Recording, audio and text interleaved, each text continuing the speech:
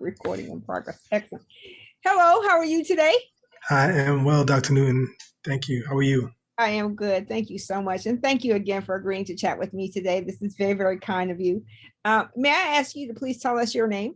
My name is Bryan Epps. Excellent. Thank you, Brian. And will you tell us a little about yourself? Anything you feel comfortable sharing?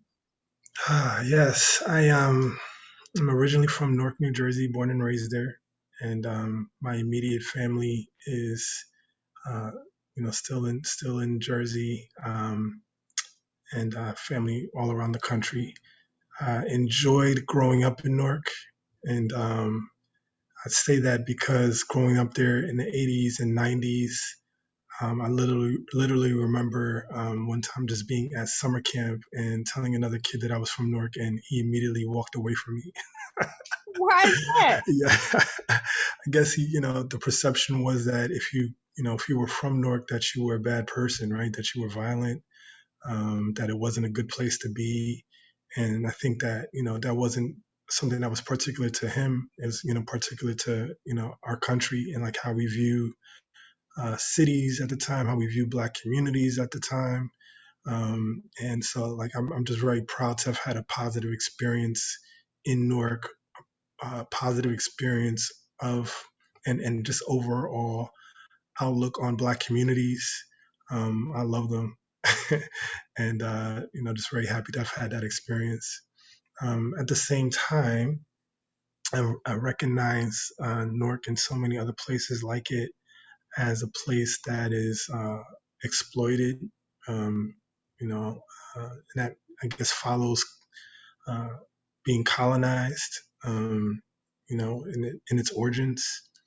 The street that I live on is actually was actually designed and outlaid and used by Native people, used by um, folks for thousands of years. So and I didn't always know that, but just learning that um, really lit a bell for me, right? Because again, just thinking about miseducation, I know in schools I was told that there were Native people here, but they didn't produce anything, right? That they didn't build anything, and that settlers, white settlers, European settlers, were responsible for technology, were responsible for bringing in trade and bringing in roads and all of these things. And like, no, all this stuff existed here before. It was just co-opted and manipulated and and used by other folks. Um, anyway, yeah, I just went on a little tangent, but just thinking about um, having a great experience in Newark, but also realizing that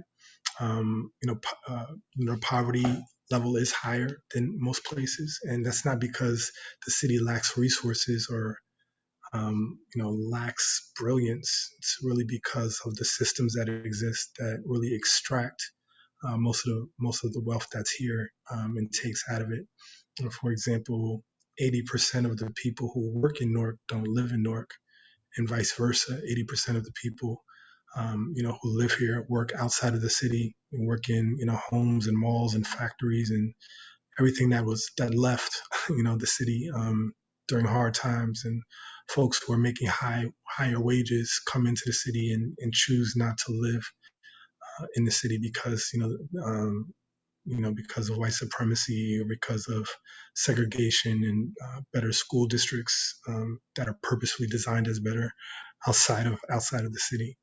Um, I give my appreciations to the city and also work towards making it a better place, a more equitable place that really, gets its fair share of what it produces in terms of brilliance, in terms of actual labor. Um, and so that folks can also live better, right? Like folks don't should not be living in a universe in a city where their contributions aren't they don't get to reap their contributions. Yeah, I guess I'll stop there. That's where I'm from. I appreciate that. And are you still in Newark or where do you live now?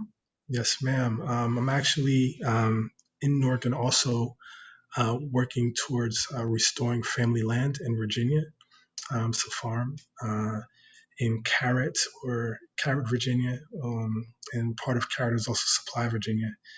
So that is, I guess, where I'm splitting my time between building this place and also New Jersey. So, in your opinion, would you say the wealth gap that exists between Black and Brown communities and white communities is intentional, or is it, as some people like to say, it's a lack of, effort on our part, that we don't work hard enough, that we aren't innovative enough, we're not ingenious, we don't think of things. What's your opinion about that? Yeah, I definitely believe it is intentional. I was facilitating a workshop for young people, for high school students in Monmouth County, New Jersey, a very affluent school. And I was just retelling a story to them about I was on a plane a few years ago, maybe the year before the pandemic. And I was sitting next to another white man from New Jersey, maybe, 60 years old. And he sat down next to me, and I don't like to talk on planes. Like I, was already shut off to talking to him just because I don't want to talk to people. I just had my headphones on and everything, but our flight was delayed for like 4 hours, and we're sitting on the tarmac. So eventually my headphones came off. I'm listening to the announcements, and everybody's talking to each other. We start talking, and he's really trying to agitate me in a positive way, right? Like his intentions were good, but he was trying to agitate me by saying, I just don't think that things are the way they are um, in Newark, because of systems. I think people make choices, right? To your question, and in that moment, I just could not bring myself to respond to him because I did not have the energy or just the capacity in that moment to kind of set him straight, even though he wanted to learn in that moment. And in this workshop, I'm just retelling the story because the young people were also of the same mind, right? Like they believed that their attainment to this school was because their parents' hard work, because of their grandparents' hard work. And like in this moment, talking to you, I'm just reminded of Tulsa, Oklahoma, and what happened there, and the destruction of, again, all that brilliance and all that collective, uh, you know, business making and beauty, and how that was purposefully destroyed. And Tulsa is not an isolated incident. I can think of my own family, my great uncle Daniel, who was killed on our land in Virginia and left in the forest, right, because of my family's productivity. Thinking of the Legacy Museum in Montgomery, Alabama, that discusses the thousands, the tens of thousands of documented lynchings and killings across this country, mainly because Black men and women were trying to vote, trying to buy land, or did own businesses, and folks wanted to take that away. Isidore Banks, and who was killed, for his prosperity, and that just happens again and again. And another example I'm thinking about is just, of course, the hundreds of years of enslavement and segregation, and thinking back to that same facilitation with young people. One of the questions I posed to them is if they believe Black and white folks are equal, and everybody answered yes. Like, yeah, they're, Black and white folks are equal. So then I asked them, that means that there were Black geniuses in 1600, right? Right. Right? There were Black geniuses in 1700. So what happened to all of their inventions and their intellectual property and their creations? And what would have happened to me if I was a Black genius in 1600? And they answered, well, I guess somebody would have stole it from you, right? The master would have stole Absolutely. it from you. And then I said, what about 1700? Then what about 1800? And what about 1900? And then they're like, well, then we got to even now, and I give them the examples of, Henrietta Lacks, whose, literal DNA was stolen from her, or Little Richard, right, who talked about his music being stolen from him, and how, this is common.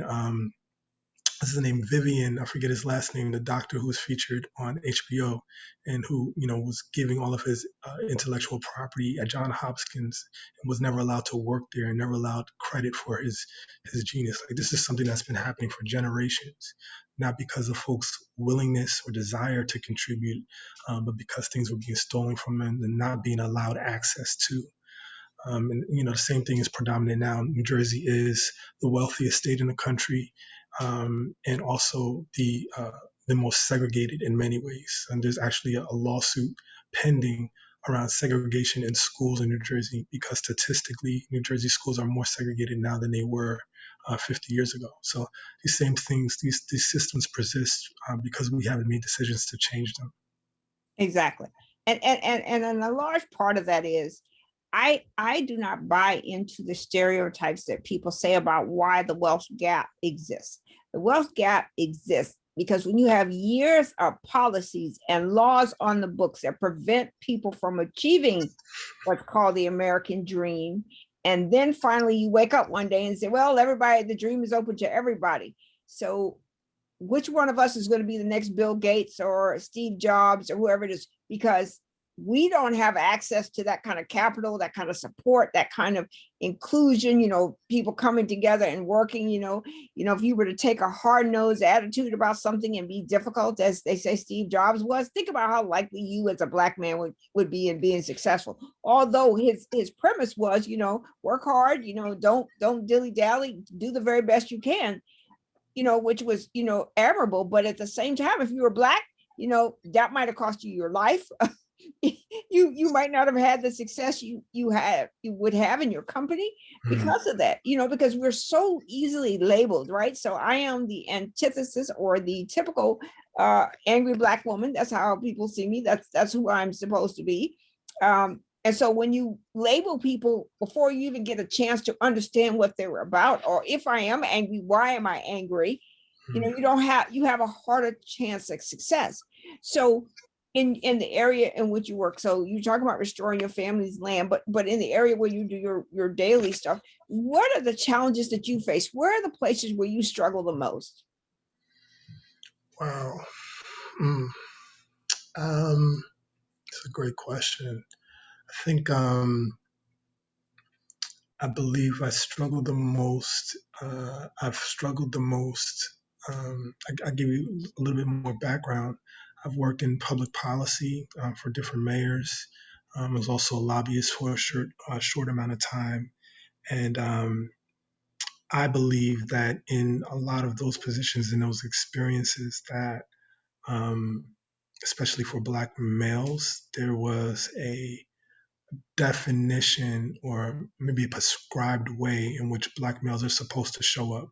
Well, one, we're supposed to show up as like superhuman and geniuses and better than everybody else, right? We're not allowed to be, mediocre, not even on the worst day. At the same time, and I was just having a conversation with this about this the other day. I was, for example, working in New York City and being stopped and frisked, right? Like leaving work and, on my way to. So the ability to learn, the ability to grow, the ability to show up as your authentic self with the actual experiences and skills that can allow me to be great is just really not allowed. I'm supposed to acquiesce to white norms and then produce at a better level than they do, even though that's not my background, not my experience, right?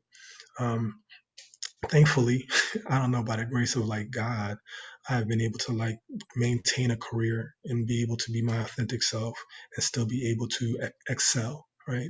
I don't believe that's the case for everybody, and I know historically that's just not the case. um, I can think about, stories my mother tells about my grandfather just being really smart, just really real genius, even though he wasn't able to finish school, right? He just owned businesses and excelled, but wasn't allowed to open up a bank account, wasn't allowed to, you know, get loans, of course, and live in certain neighborhoods, blah, blah, blah. So, in the same ways that his ability to grow was blocked, I believe that folks and myself, even like their ability is blocked as well. I can, only imagine if I was in the same way that you're talking about being respected for who you are and your anger is actually speaking to real issues, right? Your inequity. And imagine if, you're able to actually apply that knowledge to solve problems versus being stifled, like where, what you could do. It's the same thing, and I believe in my own experience that, the actual contributions that could create a better society, especially in urban policy, just wasn't really allowed to do that. Yeah, and as you think about these things that are out there that serve as impediments to access, you know, um, just say if you woke up this morning and you wanted to be the next great chef, What would your challenge be, right? So first you have to prove you can cook. You've got to go cook at McDonald's and all kinds of other places like that for so many years. And the break that you need to get to be that big, chef in a major restaurant or to open your own chain of restaurants, they're always questioning whether you can, right? Yeah. So, and I'm a great cook. I take all of that. But there are some days when I don't feel well, whatever I cook tastes like crap. It just nasty, so I find that when I feel well, I cook better. I'm more experimental, I cook well. But imagine I'm trying to be a great chef and I have one of those days where I don't feel well. Does that cost me everything? Do I get to be a great chef? Do I get to get that place? Or do I wake up one day and the restaurant says we don't need you anymore? And they bring in a junior cook, somebody who doesn't even know what a flip spatula is. And that person is now the thing. How often is it that Black people are turned away from us, or away from opportunities, because someone who's in charge has found something not pleasing to them, and then that person is pushed out, and the fact that this wealth gap is such a great thing, so when we look at the statistics, there's the 1%, which is the small group of people that have all the money, then there's the rest of us, and then there's people who have no money. More Black and brown people are in the categories with no money than with money. Why is that? Why is it that we are not at the same dollar and bill table receiving dollars like everybody else? Why is it? And why is it that when we do take to do something, as in Tulsa, people who pull themselves up by the bootstraps, or whatever that might mean, and somebody gets jealous and burns it down and takes it from you? I mean, how do you win in a society like that? How does a young man like yourself make your way through all that's there in front of you, and how do you sustain that once you get there? Yeah. Yeah. I think I am becoming obsessed with healing, Yeah. and of course, individually and also collectively for Black people. And of course, like that definition includes reparations. Reparations to me means healing, and I'm starting to also believe that one, we're owed equity in this place. That's a fact, but also I want to take responsibility for my healing and my people's healing. Right? I don't want to depend on anybody else for that. So the equity is owed to us. That's the legal fight that we're having. That's the political fight. But I want myself and our people to take responsibility for our healing. And if we have that, I believe that we can do some things that the system doesn't necessarily allow. That's my dream, at least. So let me maybe break this down a little bit further. There is deep disparity and deep inequity, of course, because of oppression here in this country. I also know that African Americans as a group are the wealthiest. If we were a nation, we would be the wealthiest African nation. Right. I mean, so I'm thinking about like South Africa and Botswana with all those diamonds, and Nigeria with all that oil, and the same thing, for Egypt, and all of it. Like we would be the wealthiest people. What does it mean for us to be a healed people and be able to harness that collectively? Right, that's all the principles of Kwanzaa, and maybe it's impossible, but I think that at least in my life, I want to take responsibility for doing that in the best way that I can, with myself again, with my family, with my community, with this farm that I'm trying to build. How can I provide nutrition and space for healing and space for intellectual growth and business growth with this land, right? In addition to fighting a system that is oppressing us. Right. Yeah, And at the end of the day, keeping it, maintaining it. So once you build it, keeping it, that's right. that it doesn't go away because you have whatever you die, or someone comes and takes it from you, or Mm, you have gentrification, or you have issues where you're being pushed out of your neighborhoods because you can't afford the price of your home. absolutely. Yeah. It ain't the first time somebody tried to build something in our community, right? And I believe this is definitely one of my thoughts as well, that white supremacy is very purposeful in moving us around, right? Whether from Africa to the Americas, and from the south to the north, from plantation to plantation and gentrification. Like it moves us, shifts us around so that we can maintain our institutions, maintain our land, maintain the passing of knowledge and wisdom and memories and stuff like that. And so I haven't thought too deeply about how to preserve that, but that's an extremely valuable point. Once you build something, they're going to try to take it and move you and shift your children and all that other kind of stuff. Absolutely. And in reality, what we do need to do is figure out how to come together as a society, because I think that, we have had so much differentiates us from each other, right? So light skin, dark skin, tall, short, old, young, all of these Mhm. different things. And they do a very good job of dividing an already fragile community, a Mhm. fragile society. Black Americans, although we are strong, we are fierce, we can do almost anything, we still sit on this precipice of fragility. We are at the place where at any time, look at what COVID did. COVID killed more of us than anyone else. Mhm. Why? Because we have comorbidities, right? We don't have access to good health care, Mhm. and you hear a lot of people fussing about the vaccine, but in reality, why would I take this vaccine when traditionally you have killed me every chance you got? Every day. So you want me to now believe something you're saying? Uh, Yeah, uh, it's just a bit much. it is. So Yeah. absolutely. So tell me this. So where do you see yourself 5 years from now? Where do you see yourself 10 years from now? What is the future for Bryan?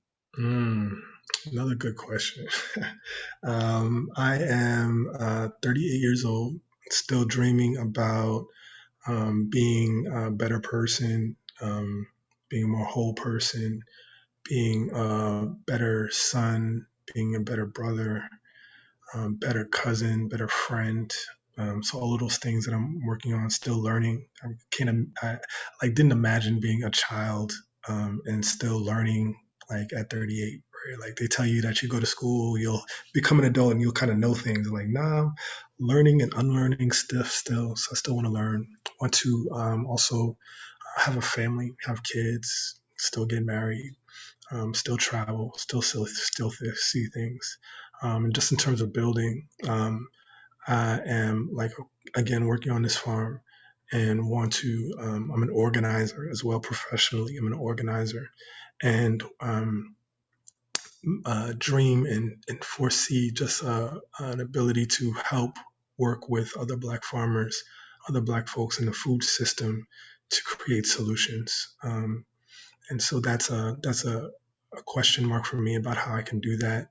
I believe that where I see an entry point is working with folks who are incarcerated and working with families who are incarcerated to make sure that they have access to healthier food. But I am open to again just building with all of the genius and the solutions that currently exist.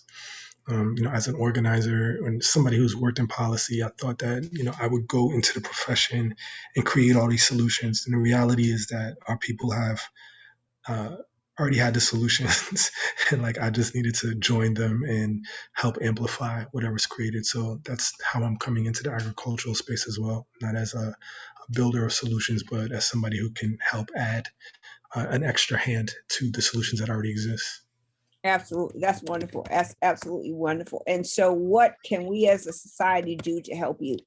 Mm. What would you ask for if you could ask the genie to grant all of your wishes? What would those wishes be? Yeah, I think my main wish right now is that just want to make contact with folks, build community with folks. And so, as you said, the system keeps us divided. And I know that there are a lot of folks, a lot of Black folks interested in food systems, but I haven't had the chance to meet everybody yet. So if I could like sit in a conference, especially now that the world is opening up, that would be like a dream come true. Visit farms, learn from folks, share what I know. Mhm. Those are kind of the immediate steps that I want to take, just to be in community with folks. And being in community, I think is it's like a lifelong effort, it's like lifelong work. So I see that as a major haul right now. Absolutely. And so I agree with you, but let me offer you some suggestions, if you will. So Hmm. community is advocacy, right? Mm. So let's just say you don't know me very well, but let's just say you found me somewhere and you said, "Hey, Rochelle, I want to build a house." Well, of course, that's not what I do, but okay. Advocacy is me trying to find somebody to help you build that house. Mm. Because it's not what's in it for me, but it's what's in it for the larger of us, and us Sure. being universal, not just black, but all of us, what's in it for all of us. And Mm. so advocacy and skin in the game. So all the people that are in your lives, the next time you talk to any one of them, ask, what can I do for you? And so Mm. you know what you're going to get, right? A lot of people are going to want to borrow money. People are going to come up with all kinds of crazy stuff.